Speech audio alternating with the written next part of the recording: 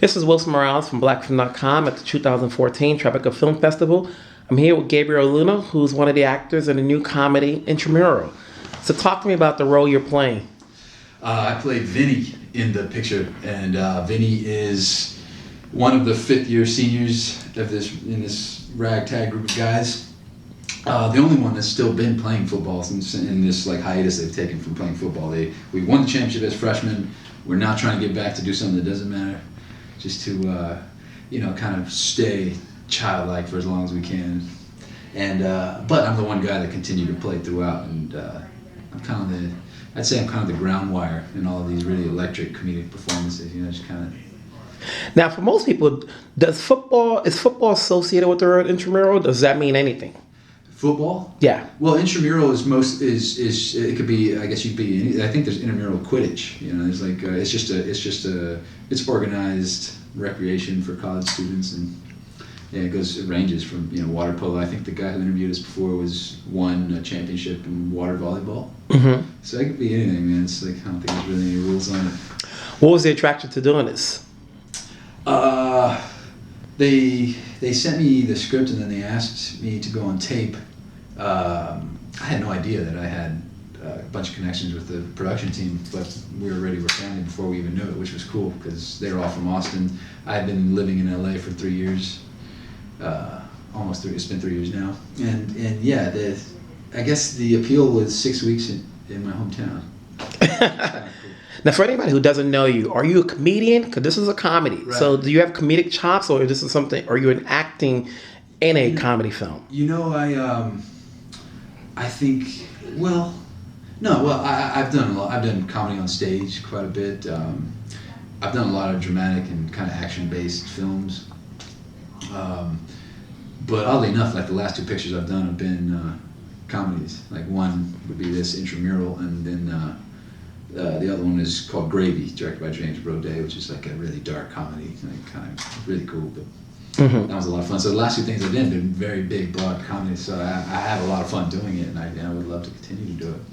I'm kind of in the throes of an action spy show that I'm doing right now. We're gonna get to that, but here's the film in which obviously you're part of an ensemble. So what was it like working with this crew and on set and off the set? Did you guys do anything to bond so that the chemistry seems real on the film? Oh wow, no, the first day we all met each other. It was a scene we're doing. I don't know if you've seen the picture, but we're around the kitchen island, and we're just kind of talking about hatching the plan, and it was evident from the jump that I'm sitting here with a bunch of comedic thoroughbreds, and these guys are going off. And if I don't toe the line and get in there and try to get a word in edgewise, then I'm not gonna be in this movie. So I gotta step up my game, which was great.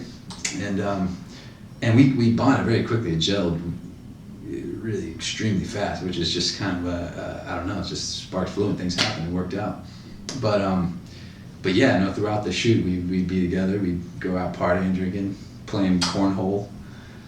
Which is a game where you throw beanbags in this platform, and we played a lot of that game. We just kind of love that game. But pool parties and barroom brawls, a bunch of crazy stuff, man, went down. Anytime during the film, was there any improvisation?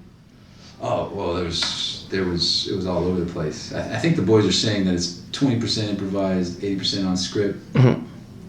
I haven't seen it yet, but I venture to say it might be a little more, just because we were given such free reign to just to find it together. And Bradley, the writer, was he wasn't super reverent of his script. He was an organic thing, and he welcomed any contribution, and so in the end it felt like a really grand collaboration. I think everyone felt they owned a piece. Mm-hmm. Yeah.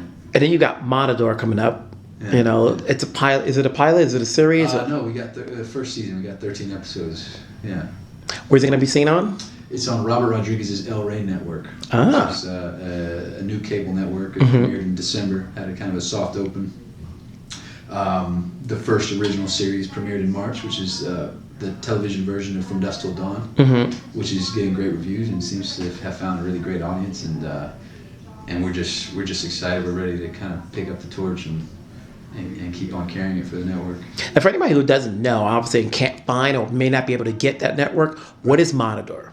Was the show? What's the show? Get it? Well, they can get it on Time Warner, I believe, DirecTV, Comcast. I think we're still working on AT&T and a couple other outlets. But also, if you have an Xbox or a PS4, you can get it on iTunes or Amazon. But Matador is a show about. I think the short version is I'm like an American, a Latin James Bond, but an American from East LA. And yeah, I'm a DEA agent from Ball Heights who gets recruited by a clandestine spy organization to try to infiltrate the professional soccer team in Los Angeles because the owner is suspected, played by Alfred Molina, is suspected of being this really, really bigwig in the criminal underworld, and he's connecting them via via his telecom company. So we're trying to take the bad guy down. So you got a lot going on. TV, film, which one do you prefer to do more? Well, I haven't been on stage in 3 years, and that's always been my love. Theater? Yeah, it's just, there's something about not being able to get off the roller coaster, You got to go all the way to the end. And I've been in a few plays where there's just marathons where you never leave the stage, and it's 2-hour production. And I like to sit with people and breathe with them, breathe the same air with them, and tell them a story. But as far as television and film, I love the pictures just because it's like you're either shooting for a month or 2 months or 3, however long it is. But you guys are in the company of each other. You build this company. Essentially, it is technically a company, and you build it together. And then you live with that, and you form these really fast, amazing relationships, and it sparks these friendships, and then you each move on your own projects. So that, who you keep in touch with is who you keep in touch with. But in that month period of time, these people are your family, and they're your brothers and sisters and friends, and you like I said before, I mean, you ride or die with these guys, like we had that experience on this movie, Intramural, quite a bit.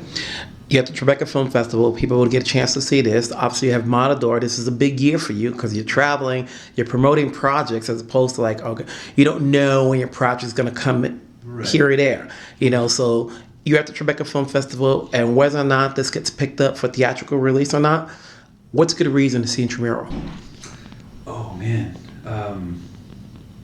I just think people will see, they'll see themselves, a lot of themselves in these guys. It's just none of us are even though in Matador I play a professional athlete, like none of us in this movie we're just the guys that don't deserve this movie, and that's the whole thing. So I think you can go in and really enjoy it, really enjoy the fact these guys are really just fighting for the lowest stakes possible, which are really, if we don't do this, we won't have as fun a time.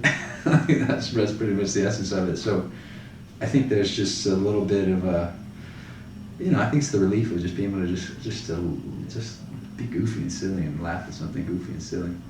And there we go. Thanks a lot. Yeah, thank you, sir.